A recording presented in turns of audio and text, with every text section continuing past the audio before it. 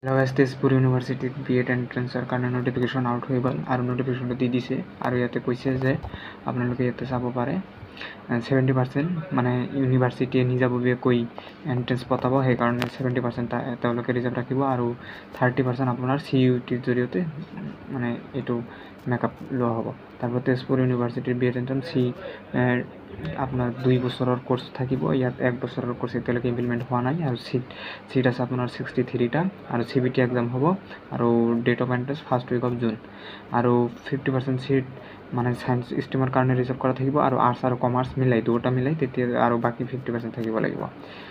তাৰপিছত আপোনাৰ কি ষ্ট্ৰীম দুটাই কৈয়ে দিলোঁ। এলিজিবিলিটি ক্ৰাইটেৰিয়া আপোনালোকে BA BSc BCom BBA BTech BE থাকিলেই হ'ল আৰু আপোনালোকৰ মিনিমাম আপোনালোকে যদি জেনেৰেল কেটেগৰীৰ পৰা হয় তেনেহ'লে 55% মাৰ্ক থাকিব লাগিব আৰু যদি OBC বা ST SC হয় তেনেহ'লে 45% থাকিব লাগিব। তাৰপিছত এই ফিজটো এডমিশ্যন পোৱাৰ পিছতে ফিজটো এইটো বাৰু চাব নালাগে আৰু এপ্লিকেশ্যনৰ সময়ত আমাক দিব লাগিব।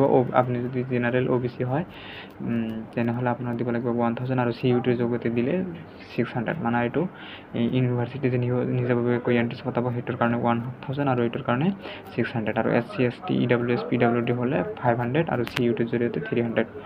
এপ্লাই কেনেকৈ কৰিব আপোনালোকৰ যদি লিংকটো লাগে মই নিচত দি দিম আৰু এপ্লাই ডেট ষ্টাৰ্ট হৈছে ইতিমধ্যে 16 মাৰ্চৰ পৰা ষ্টাৰ্ট হৈ গৈছে আৰু লাষ্ট ডেট হ'ল 30 এপ্ৰিল আৰু এডমিট কাৰ্ড আহিব আপোনাৰ 21 পৰা 29 মেলৈকে আৰু ডেট অফ মানে এক্সাম যিদিনা হ'ব ফাৰ্ষ্ট উইক অফ জুন মানে জুন মাহৰ প্ৰথম উইকত কিবা ডেট এটা পেলাই দিব।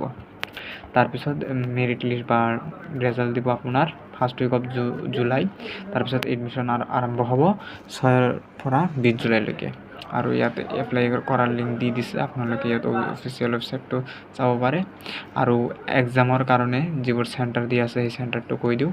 In Assam Tezpur university entrance CUET will be held in Barpeta road, Dibrugarh, Diphu, Goalpara, Golaghat, Guwahati, Jorhat, Kokrajhar, Majuli, Mangaldoi, Nagaon, north Lakhimpur, Silchar and Tezpur. Lower আছামতো ভালেই কেইটা জেগাত আছে, যেনেকৈ আপোনালোকে নগাঁও মানে middle Assam, Mangaldoi middle Assam, Majuli upper Assam, Kokrajhar lower Assam, Jorhat upper Assam, Guwahati, Golaghat, Goalpara lower Assam, Diphu ভালেকেইটা ঠাই আছে, আপোনালোকে এপ্লাই কৰি দিব পাৰিব মানে।